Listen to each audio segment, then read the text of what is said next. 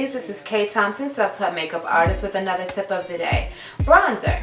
Bronzer is something you definitely want to incorporate inside of your daily regimen. It will help add a little bit of pop to the skin, if you will. It will also act as a highlight or a glowing method on the cheekbones if you use it properly. But you definitely want to use a great bronzer. My favorite one currently is MAC's Gold Deposit. Thank you again for joining us at our Proud Mary Summit. This time, it's not going to be just a video. I actually have Dr. Linette Montae with us. So what I want to go into is a little bit of what I have as her bio on our page. And I just can't tell you how honored I am that she's here with us. So I'm going to go into it. I'm not going to read the whole thing.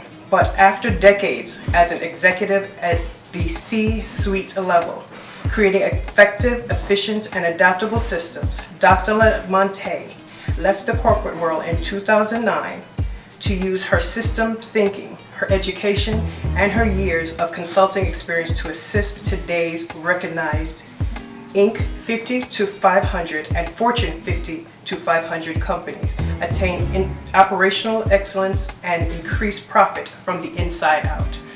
I only have a few questions because I want us to be able to seep this in. If there's anything that resonates with you, I want you to go on social media, talk about it, go on our group page, ask questions. And if you go further, please visit LinetteMontae.com, and I'm going to turn it over to her. And thank you so much, Ellice, for having me. I really appreciate it. And I can't wait to get started. So I know you have questions ready for me. So let's go. Okay, so one of the ones that I had is, what does performance improvement mean in the business world?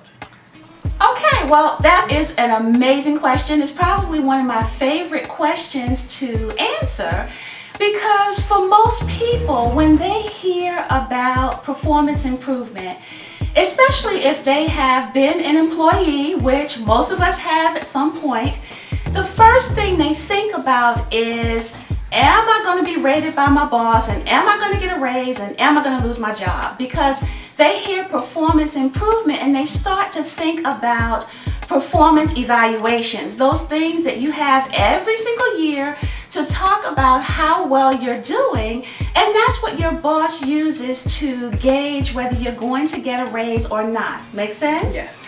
So what happens though is, first I want to say this.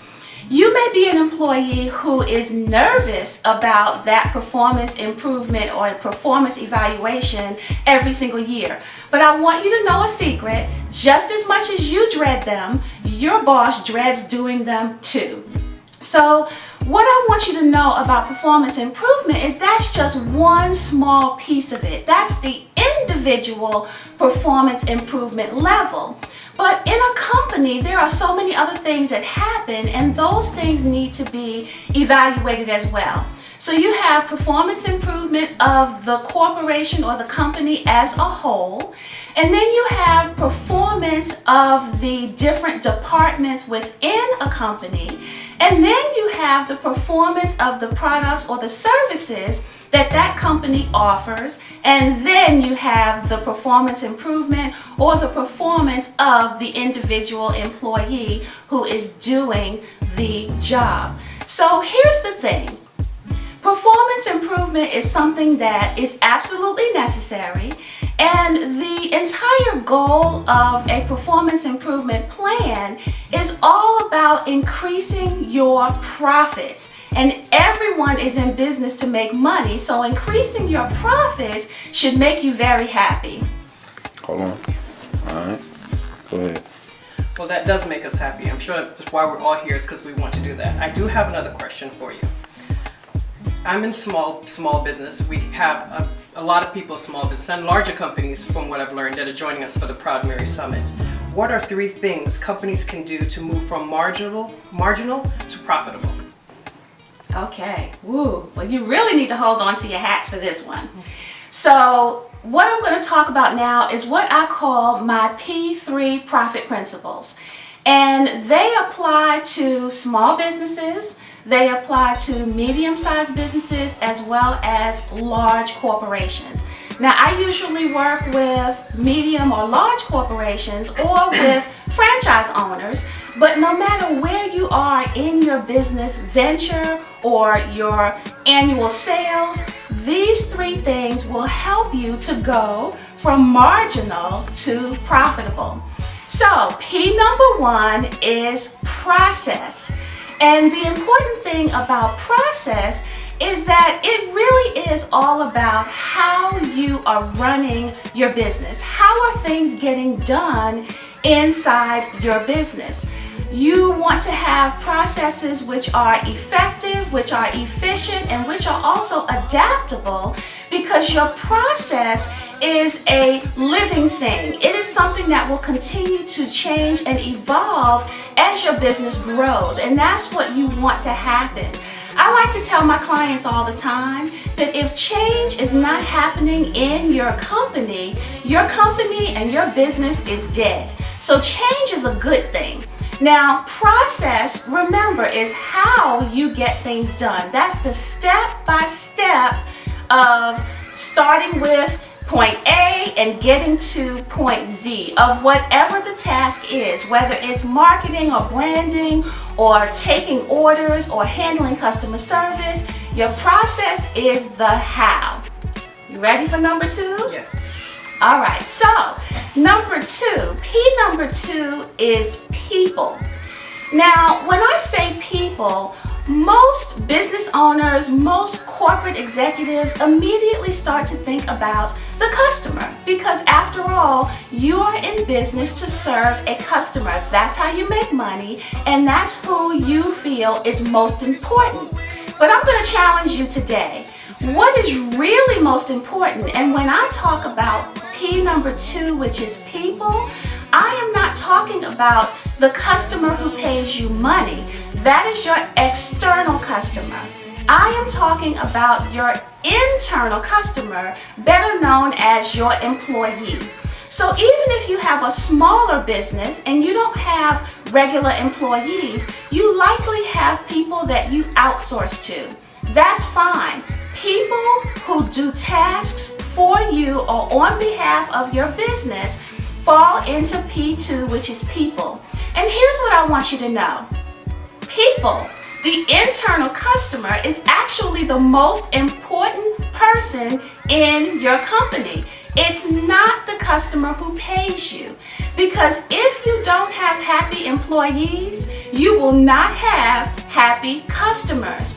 So in P2, which is the second step or the second principle, if you will, I want to challenge you to focus on creating an experience for your employees. Create an environment where the employees love coming to work, they love the job that they do, and what will happen is happy employees equal happy customers equals a higher profit.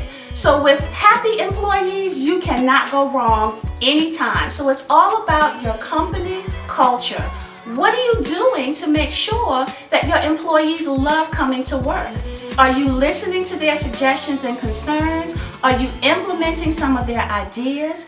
It is up to you as the owner or as the executive to make sure that you are creating an environment where your internal customer, those employees who can make or break your bottom line, want to be there, they are loyal, they are happy, and they will in turn create an environment for customers to want to stay. I'm hoping everybody's taking all this in and just hashtagging it, writing some notes. These are some great tips. I'm trying to internalize it as we're going, so I'm ready for 3. Okay, so P3. Now this is probably my absolute favorite out of all 3 principles because it is the most overlooked part of growing a company. Hands down, P3 is performance. Now you notice they all start with P. So P1 was your process, P2 is your people, and P3 is your performance. In order for P3 to work, you have to make sure that P1 is effective, that P2 is happy, and then you are ready to rock and roll with P3. So when I talk about performance, we want to dig a little bit deeper this time, deeper than what I said earlier when I talked about the definition and the meaning of performance improvement. So with P3 and talking about performance, this is all about that external customer now. It really is all about them becoming customers first and foremost, them staying customers, and then the ultimate goal of any customer experience is for that customer to love your company so much that they go out and they tell all of their friends and they tell all of their family. So I let the cat out the bag. The key word here for performance is customer experience. Now, hear me on this. It's different than customer service. Customer service is delivering what you promised. Customer service is simply answering questions. Customer service is really what you should do simply because someone has given you money and they expect something in return. That's service. But if you really want to go from marginal to profitable, you need to start delivering an experience. So one of the things I like to tell my clients is marketing will get them in the door, but the experience will keep them coming back for more. So how do you deliver an experience? There's lots of ways to do that, and it really starts with them going to your website. It starts with how you handle phone calls when they're calling to ask about your company or your products or your services. It starts with what you say when you are marketing about your company. What do your social media posts say? All of that is a way to begin to give them an experience. An experience is something that they are going to remember. An experience is something that they will go out and tell others. Remember, service is just ordinary. An experience is extraordinary. And then to take it further, here's one of the things I really want to challenge you about. People are really good these days at delivering pretty good customer service. But once your customer has given you their money and they have their product or service, what do you do after that? That's where the experience really comes into play and makes a difference to your bottom line. You have to continue to engage your customers even after they have given you money. That's the difference between customers who stay and play and customers who go away. So I want you to start look at your processes and see where you can implement, where can you insert an experience for your customers instead of just serving them. Look at your people. Remember, those employees, they are front and center with your customer all the time. How can you encourage them? How can you support them? How can you empower your people so that they want to deliver an amazing experience to your customers? And then when it comes to your customers, here's a tip. It's great for you to sit around the boardroom, sit around with your co-workers, your C-suite level, other entrepreneurs that you know, talking about customer experience and ways to make that happen. But I want to challenge you to ask your customer what you think is a great customer experience may not be what your customer wants at all. It may not be what they value. So take the time to ask your customer what they want. What is important to them? What do they expect from your company? What do they expect from your service? How would they like to be engaged? Perhaps they would prefer a phone call instead of an email. Be sure to include your customer when you are creating a customer experience and you won't go wrong. Please look on LinetteMontae.com because I'm sure you're going to have questions even as you're drinking your coffee or drinking your wine if you're me. and looking at this video, I know you're going to have more questions. These are so much, for me, it's extremely important. Since we make natural bath and body products, we always ask our customers, you know, what did you like, what you didn't like. But this is a little bit more than that, and I'm so glad that you were here to share that with us and let everybody else be able to share that with us. So thank you so much for coming. Well, thank you so much for having me. I have enjoyed my time. Now, before I go, I would like to give an example. Can I do that? Yes. Okay, great.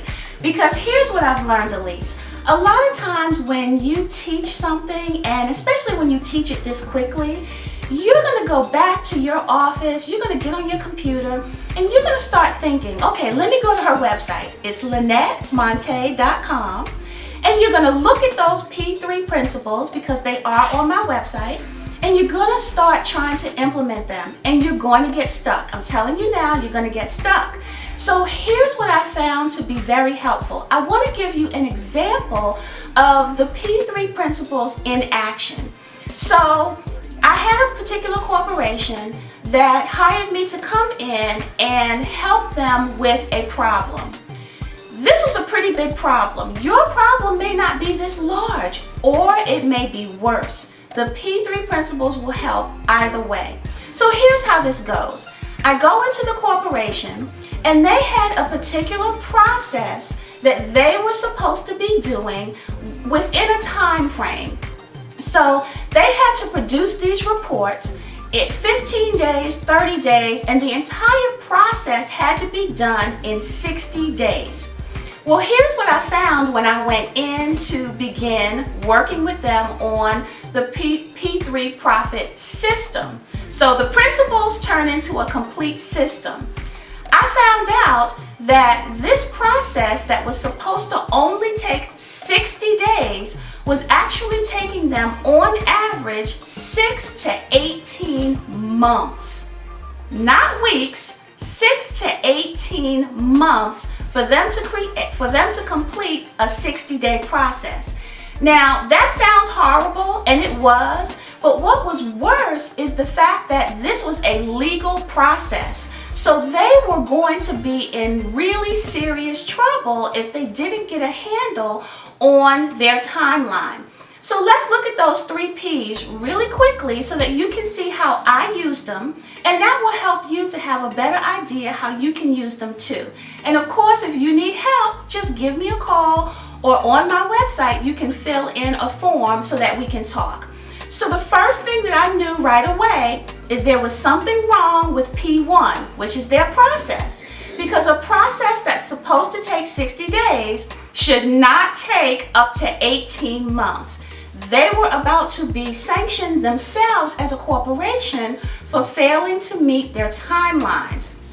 So I had to look at those processes and see where things were going wrong so that we could fix them. Remember, your process is adaptable. So as you are looking at your process, you want to see where are things going wrong so you can address them.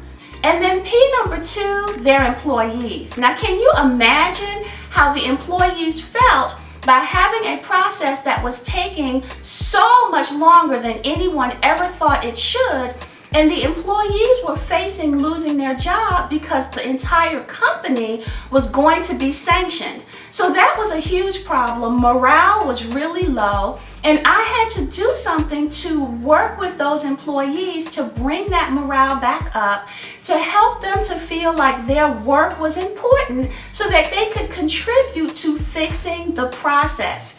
And then we have P3, which was the customer. The customer was not getting what they needed within that 60 days. So they were leaving the company, they were complaining, they were even going on the news talking about the situation. So we knew that we had to immediately create a customer experience where the customers were re-engaged, where they started to feel good about the company again, and they wanted to keep their business with that company.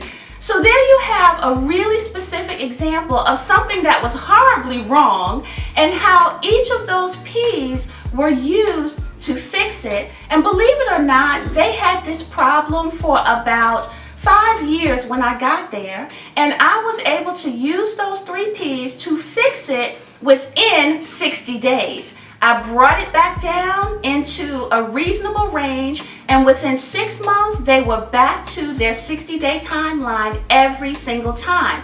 You can do it too. So would you say, look, I'm going to ask a question. If the company is smaller, would it make sense to implement those 3 Ps as from the very beginning? So let's say you don't have a staff, you don't necessarily have employees, but you might outsource or different things. Is there a way that we can start from the very beginning, so as we're growing, those things are already put in place?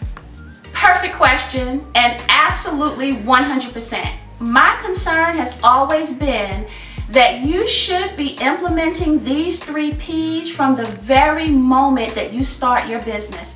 Even if it's just you should still be looking at your processes, you should still be evaluating yourself, and you should be still delivering a customer experience.